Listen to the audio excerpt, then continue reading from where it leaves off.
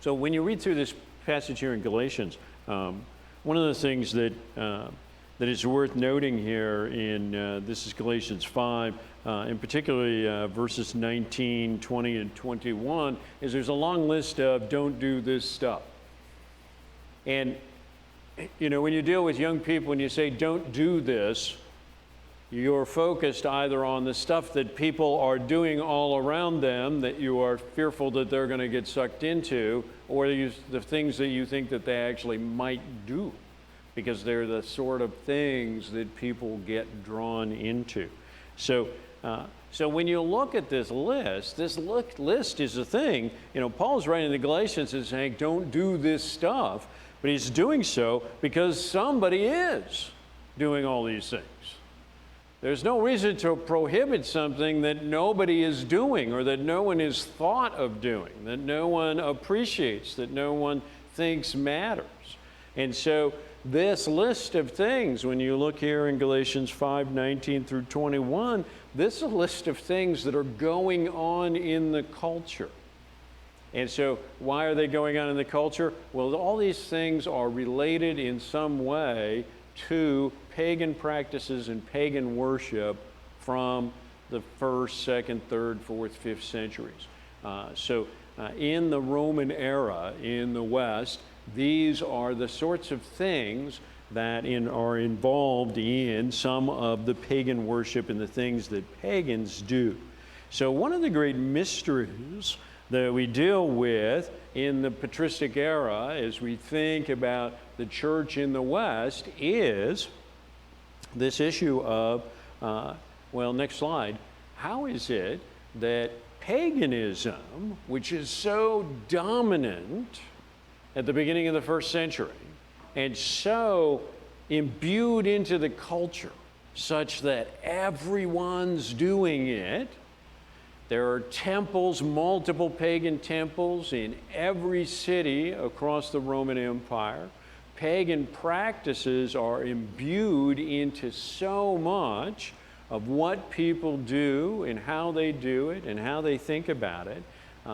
How is it that paganism basically goes away?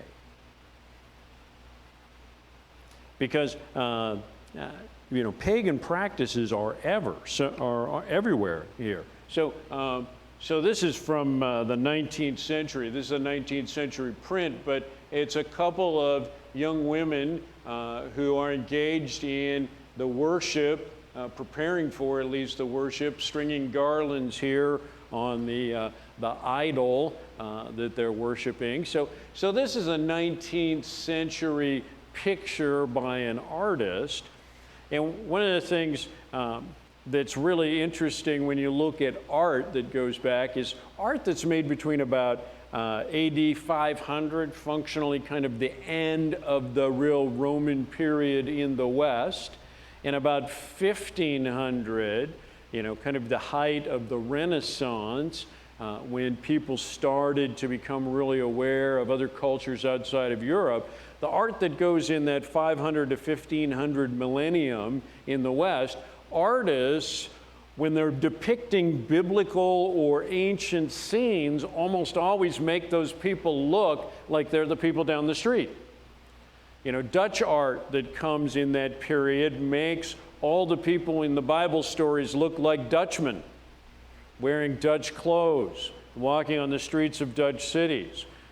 You know, the Italian art that comes through that time makes people look like they're Italians and they're wearing Italian clothes and walk, you know, and so you've got this millennium where there's all this art, and you know, Joseph and Mary are going to Bethlehem, and Bethlehem looks like the town that's down the road from wherever the artist was living at the time, not like Bethlehem actually looked like, because the artist didn't know anything about that. So you get to the 19th century and you get somebody who has a real sense of what Roman architecture looks like, what the idol might have looked like, how people actually dressed.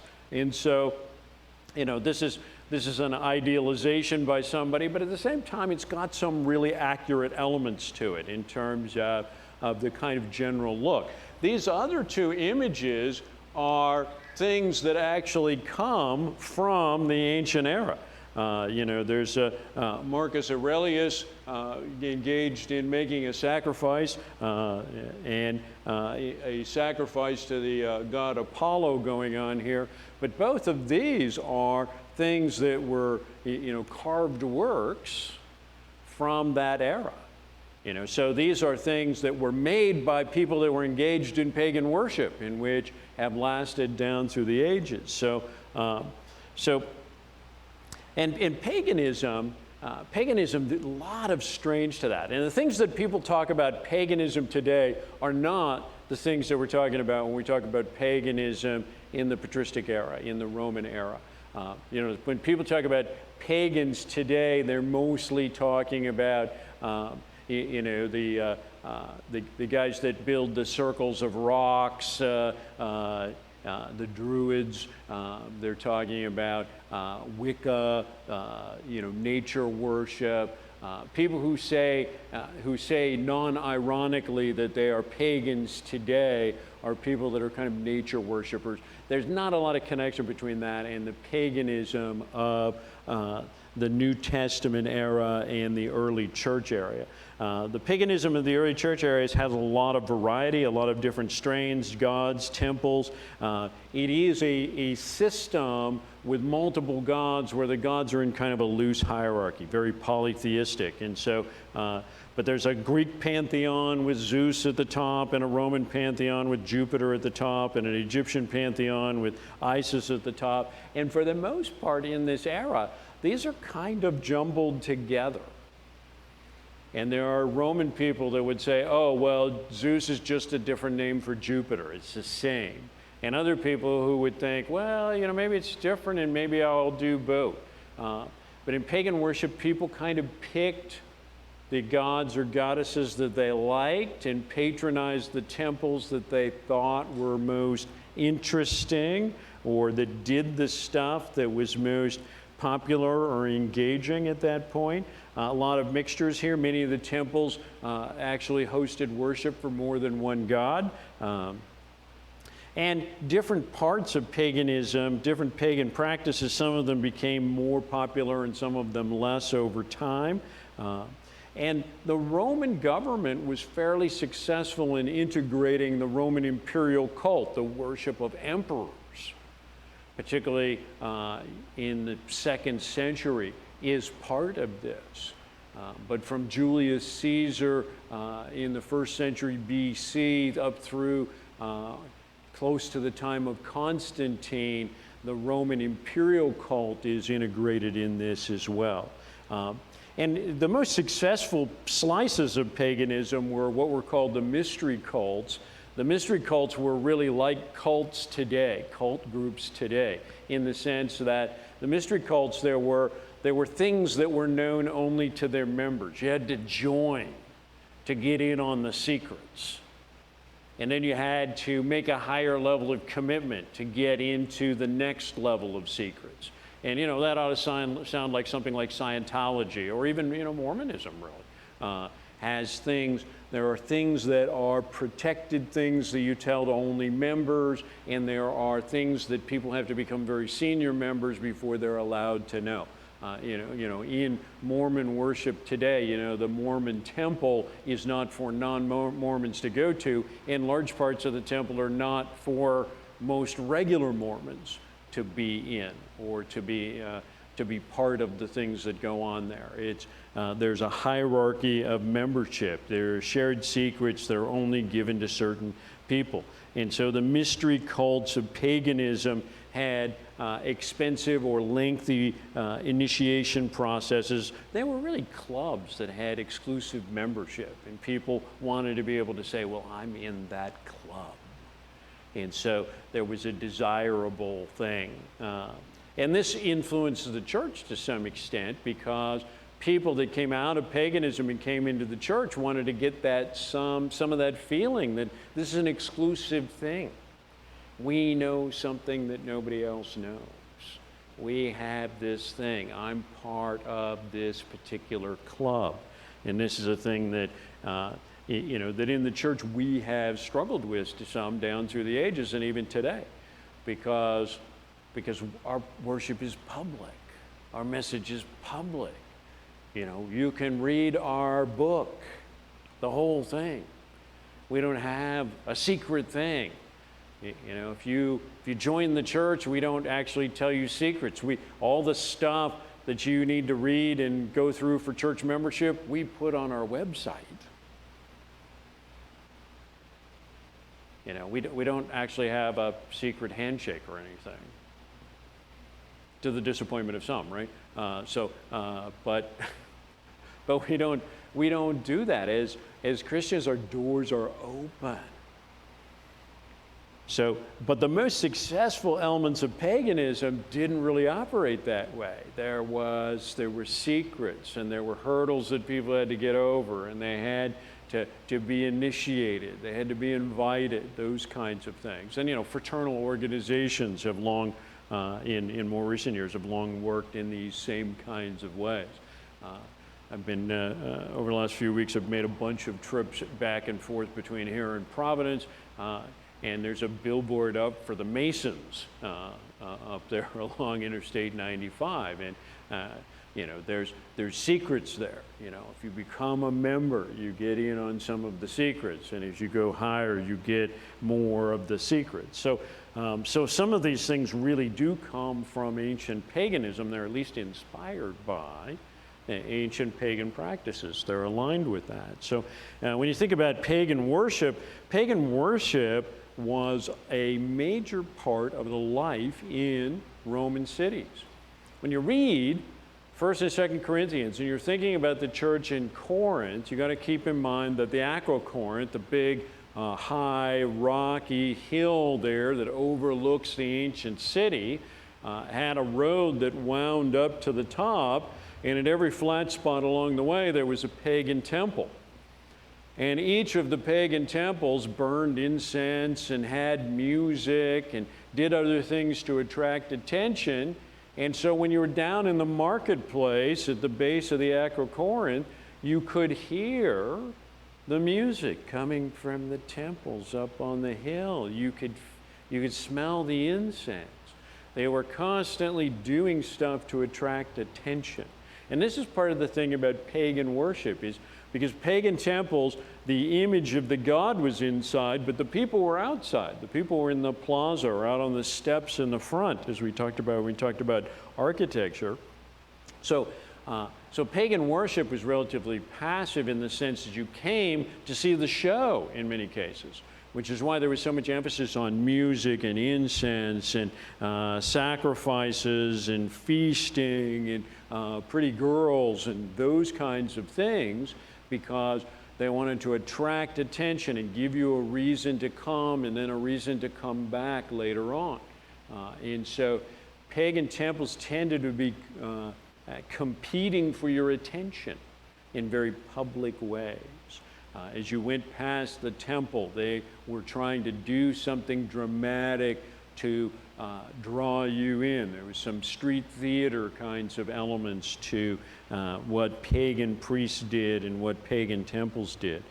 So a lot of focus on feast days and connections to the seasons and harvests, and paganism emphasized oaths and vows, and there was a sense in pagan worship that you had to make the correct prayer in the correct way, and that if you did it wrong, you would not get the favor of the god. And that this was such a big deal that in many cases you were wiser to pay somebody who was a professional prayer to pray the prayer for you so that they would get it exactly right. And you would have a chance to get the favor of the god, which you otherwise might miss because you hadn't done it right. But people that, are in crisis, and people that have difficulty, and people that can't seem to conceive a child, or, whatever the difficulty is, often turn to pagan temples. And victorious Roman emperors down through the whole history of Rome tended to build, up until the time of Constantine, tended to build pagan temples in honor of various military victories and other things like that. So, since paganism in the Roman Empire was state-supported, the government gave money, being a priest at a pagan temple was actually a pretty good gig. It was a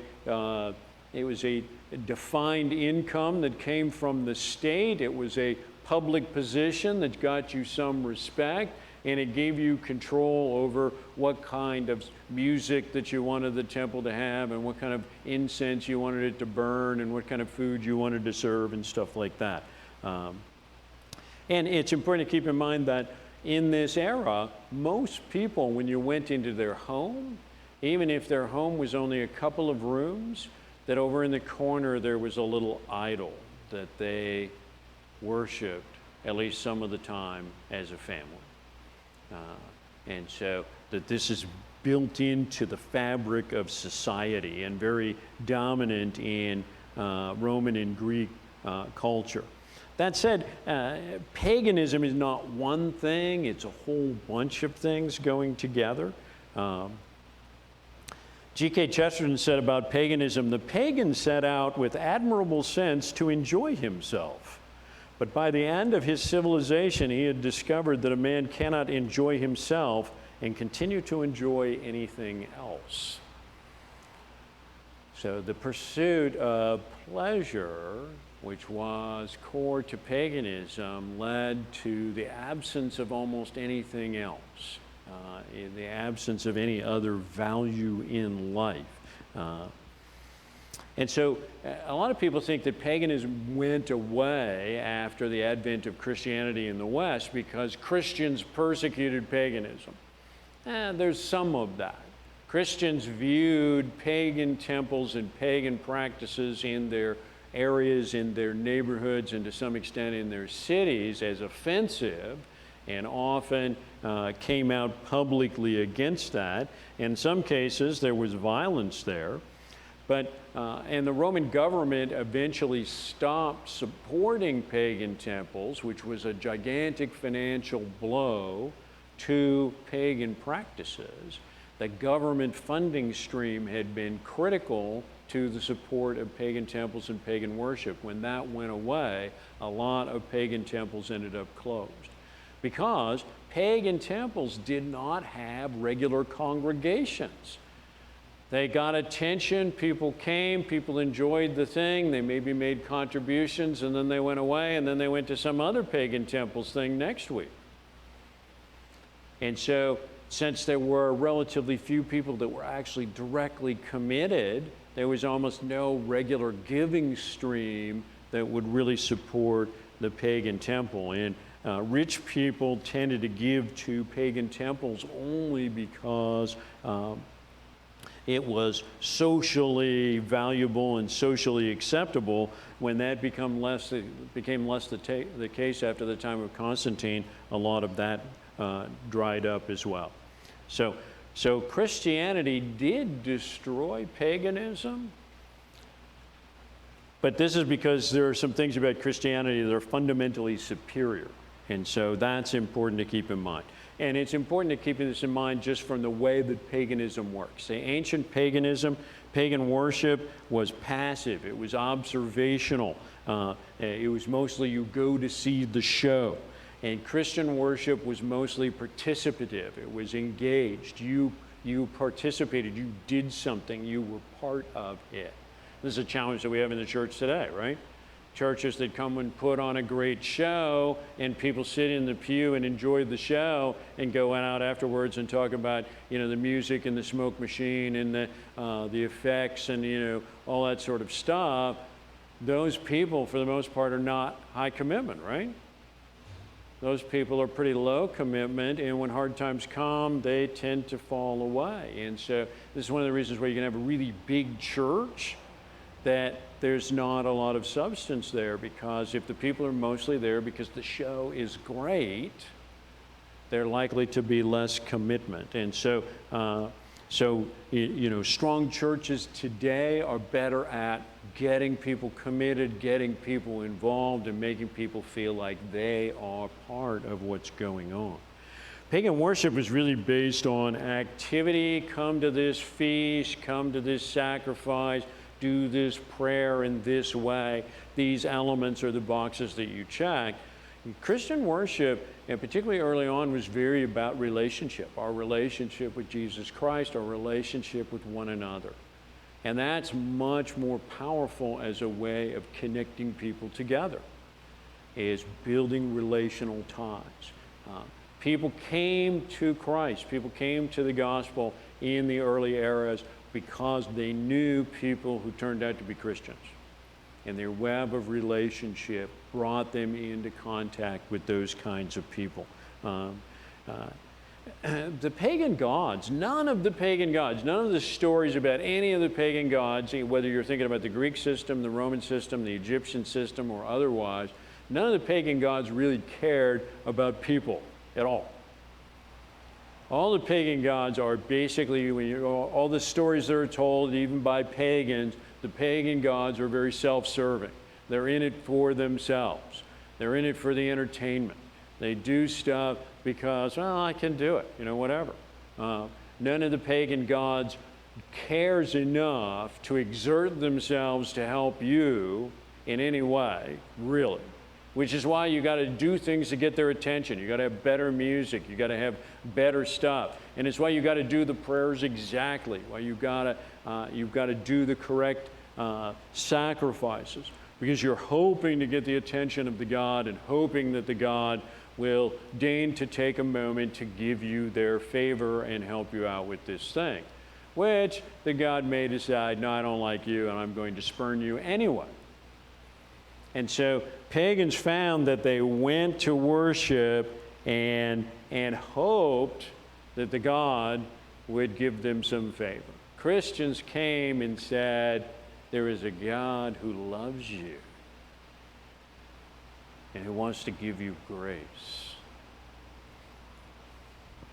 So the pagan gods despised mercy as weakness, almost in every case. They thought being merciful, whether the god themselves being merciful or whether people being merciful, was basically weakness. It was wrong. Christians worship a God, the God of love, who created every individual and is merciful toward those who seek him. So, pagan worship said, your engagement here is purely self-interested. You are here to get something from the God. You are hoping the God will do something for you. And the God is basically self-interested as well. The God is unlikely to do something for you unless there's something in it for the God. But Christianity brought a perspective that's driven by grace. So pagan worship, pagan practice said self-interest should drive the moral order, and self-interest should drive what you are doing. And you shouldn't help the poor unless there's something in it for you. Christianity came with a moral order that was based on mutual obligation, on sacrifice for the good of others, on mercy and grace. And in difficult times, that touched people's lives and touched people's hearts. So pagans didn't do social work. They didn't try to invent the hospital. They didn't take care of those in need when great plagues swept across the Roman Empire. Pagans didn't do that. Government didn't do that. Christians did that. Because Christians thought it is worthy for me to risk myself, to exert myself, to do something that puts myself on the hook for the sake of others. And that was revolutionary. So pagans visited various temples, worshipped a variety of gods, seldom remained loyal to one over a long period of time. Christians worship the one God. Paganism mostly objectified women. If you were young and pretty, you could serve at the temple, and ignored women. There's very little value for women in any of ancient paganism. Women are valued to some extent basically for fertility, but very little otherwise. But early Christianity really valued and honored women, and the early church was heavily female. These things are related together, okay? Women who were in paganism became very aware that the pagan gods didn't care about them, that paganism didn't really create a place for them other than, their ability to bear children, which was not valued in the society for the most part. And so, so the early church is heavily female. It was Christianity that pioneered the idea that marriage is a symmetrical commitment, that marriage is about two people who are bound together, and they are together. They are not one over the other. Paganism basically argued that when a man marries, he is acquiring a wife and taking possession of her for as long as he desires to have her. Christianity said, no, this is a partnership for the sake of the gospel. And so very different in that sense. Christians had children, valued children, strongly opposed abortion and infanticide, which were widely practiced in pagan culture, which did not value children. As a result, Christians had a lot more children than pagans in over 3 or 4 or 6 generations. That matters a lot. The people that have children own the future. That is just true, down through the ages. Christianity had a mission that was to every tongue and tribe and nation across ethnic and cultural lines. It's an integrated community that includes Jews and Greeks and slaves and free, men and women, and anybody else, people from faraway places and people from near at hand. Pagans generally worshipped with people that were like them and generally believed that their gods were basically ethnocentric and cared only about people like them and not about people who were far away and were therefore of no value. So particularly until the time of Constantine, Christianity was very high commitment and paganism was low commitment. Christianity was high commitment because you could get thrown in jail or you might get killed. Paganism was low commitment because everybody was doing it. It was supported by the government and you showed up if you wanted to. Paganism never created much community. It was a highly individualized thing. Christianity really fostered intense community. So paganism collapses, particularly between the 4th and 6th century. Paganism in the West mostly goes away. The temples, without state support, have few regular donors or patrons and don't get many big gifts, and a lot of them end up without adequate income to operate.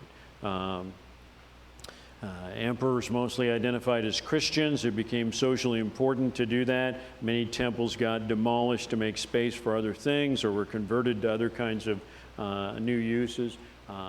And paganism basically goes away. And it goes away not really because of persecution, but because it doesn't serve the needs of people.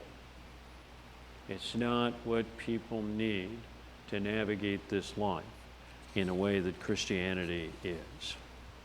So, but that's one of the big underlying social things that is happening in this era and that is part of what is going on in the life of the church. It is the collapse of this gigantic pagan worship, pagan lifestyle, pagan culture that so infuses the entire New Testament era, that is a background.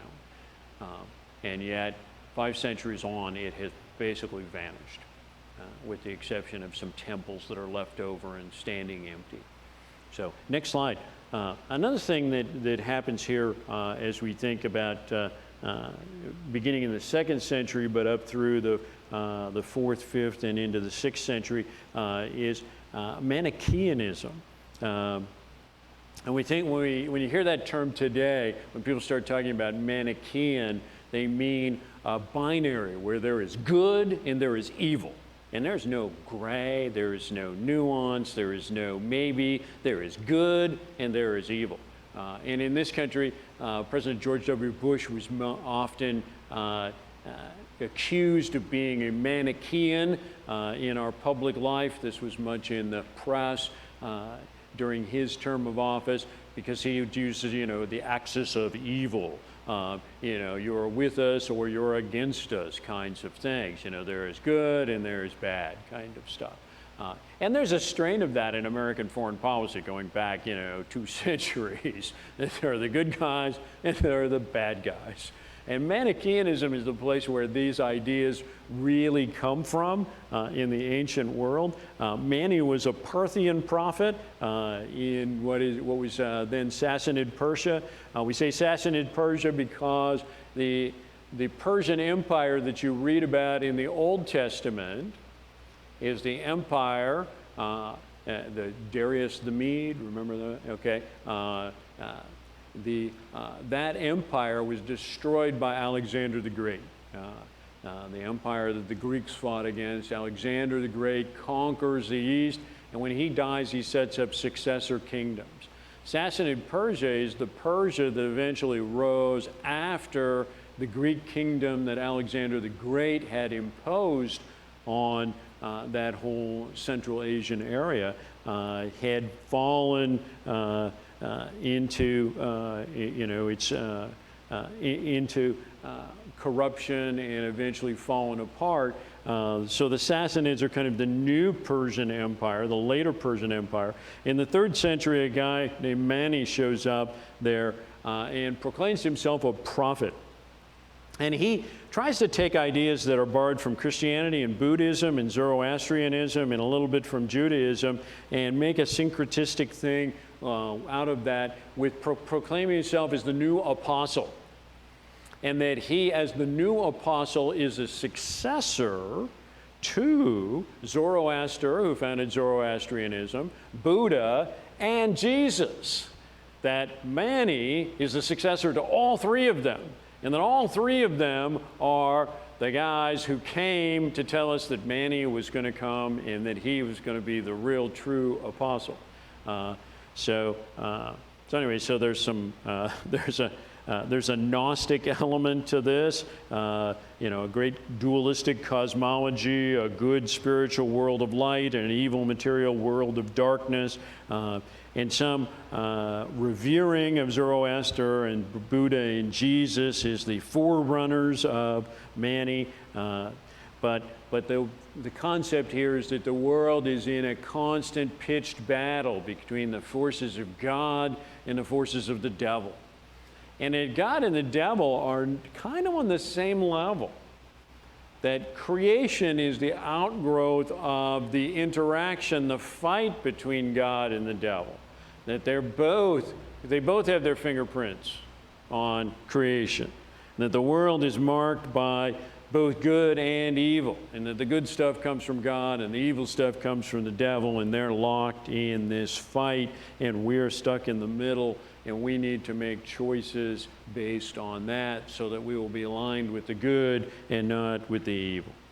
And so Manicheanism created for a while, for a couple of centuries, as it spread from Persia, both west all the way to what is now Britain, and east into China, or was very significantly successful.